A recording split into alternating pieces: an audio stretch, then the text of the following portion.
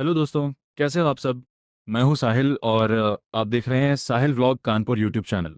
तो दोस्तों, आज मैं आपको उरई से झांसी तक का एक शानदार ट्रेन सफ़र दिखाने वाला हूं। अभी मैं ट्रेन में हूं और देखो बाहर का नज़ारा कितना ज़बरदस्त लग रहा है। चारों तरफ हरियाली ही हरियाली है। खेतों में लहराती फसलें और ठंडी ठंडी हवा।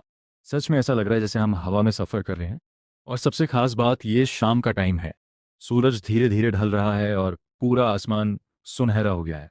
ऐसा खूबसूरत सनसेट बहुत कम देखने को मिलता है दोस्तों। ट्रेन की आवाज़ और ये नेचर का नज़ारा दिल को सुकून दे रहा है। अब हम उरई को पार कर चुके हैं और झांसी की तरफ बढ़ रहे हैं। रास्ते में छोटे छोटे गांवों और लोगों की ज़िंदगी देखने को मिल रही है।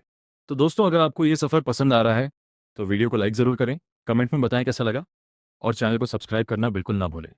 मिलते हैं अगले वीडियो में, तब तक के लिए बाय बाय दोस्तों।